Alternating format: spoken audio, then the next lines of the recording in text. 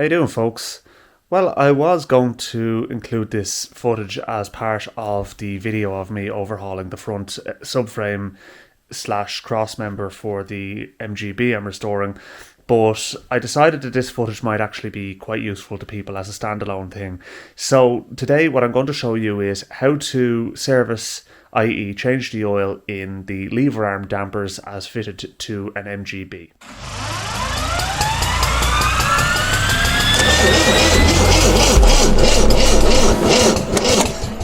Okay, so I was in two minds about whether or not to service these shock absorbers. When I spoke to Lawrence and Just MGs, he kind of said, look, I could be causing problems for myself and to leave them alone.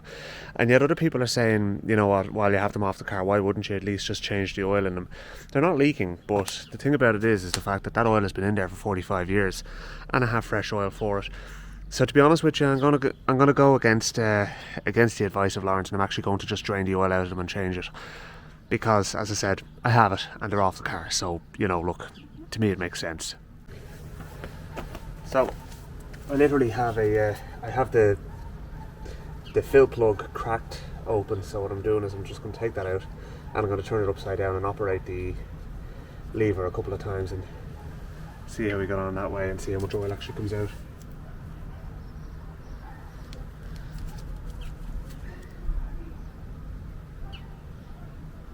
See, to me that's crusty looking oil. I think I'm doing the right thing here. Okay, so let's just leave them draining and we can go on to a few other things. Okay, so just going back to the lever arm dampers here now.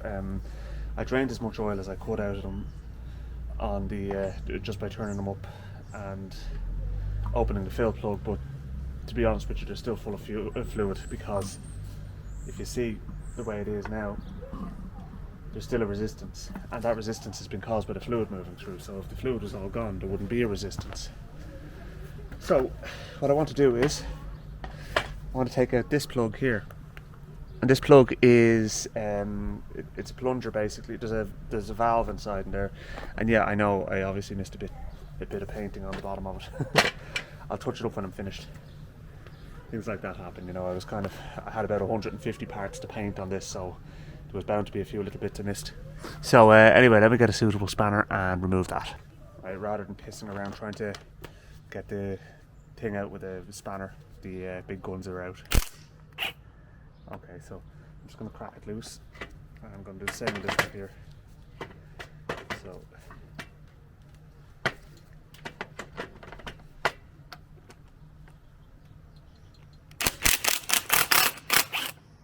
okay.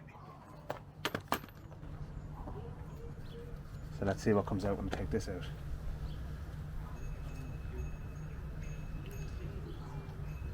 A valve.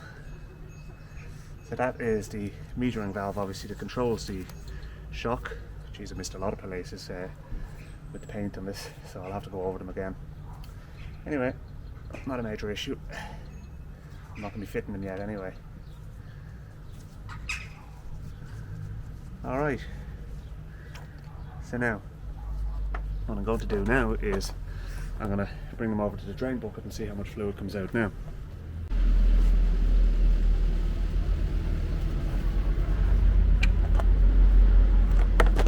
Oh, another spring fell out. Put that aside.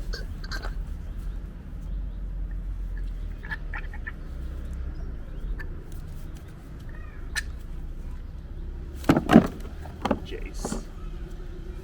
Kind of slippery, you know. Not to mention the fact that it bloody stinks.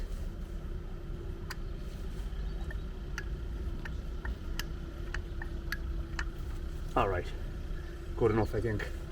So, that's that one empty now.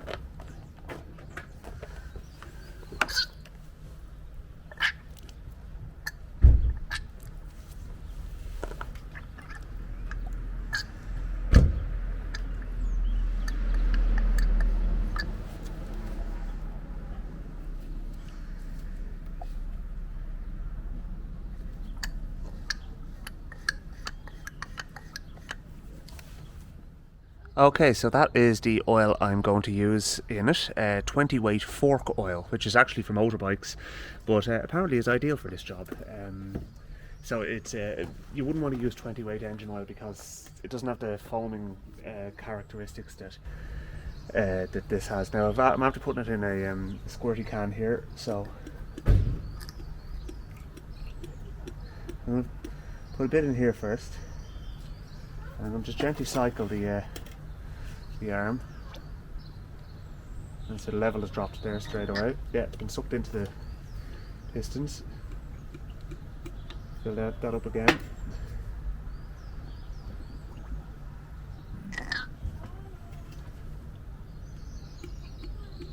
You need to go slowly because you'll squirt oil all over the place otherwise.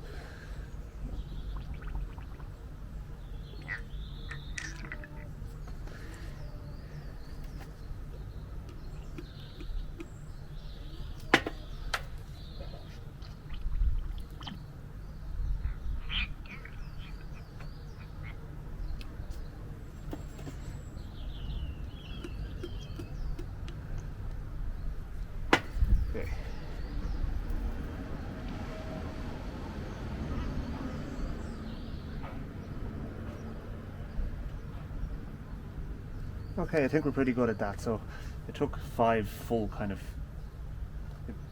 took 3 goes of 5 squirts on that. So I'm going to put the spring in first. So that's going to drop down in there. And then we're going to put this in. Now, make sure you didn't mix these up when you were doing it because there's a shim on this as well. So I'm going to pop that in there. Oh, we have a bit of leakage. It's alright. Not too worried about that. We'll wind that home now. You'll have to excuse the voices in the background. It's suburban life, you know yourself.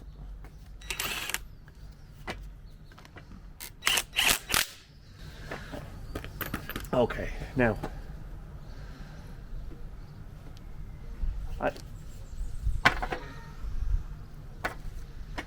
I suppose it would have probably been a good idea to put the fill plug back in on the top, but actually none came out there. So, it's kind of interesting. Right, so that's starting to work. So what I'm going to do is I'm going to cycle it a few times.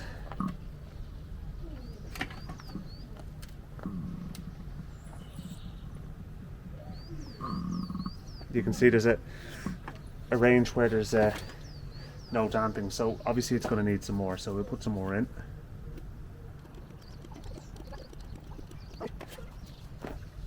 So now let's see how we're getting on. So we're going to cycle it a few times again.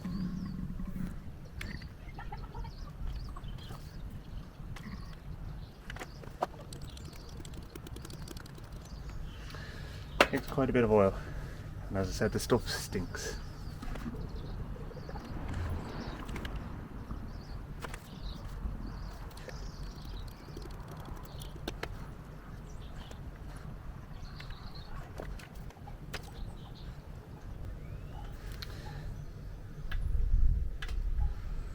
Alright, so that's damped all the way now, so I'm going to put a little bit more in.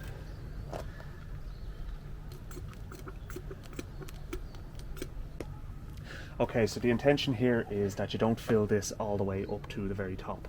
It's supposed to be like a 1/4 inch from the top, which makes it a little bit difficult, but what I did was I just tilted it forward a little bit.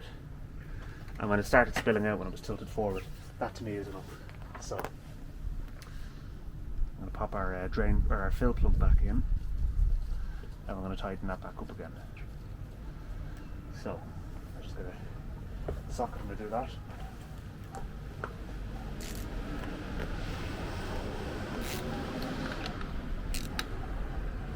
Alright.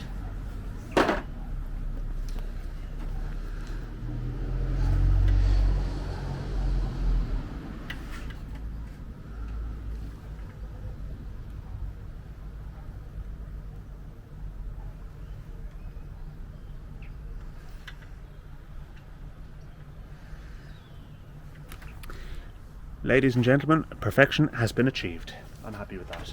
Okay, so we've one done, now we need to do the other one. So, job is not over yet, but you get the basic idea, so I'm going to do that off camera.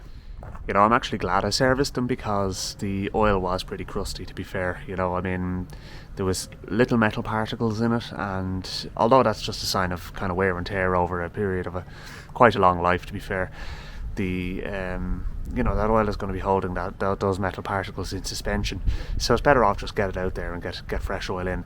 So, you know, I mean, look, to me now they work perfectly, and I'm happy that those dampers will go on to serve me well for another few years anyway. And yeah, so job's a good one.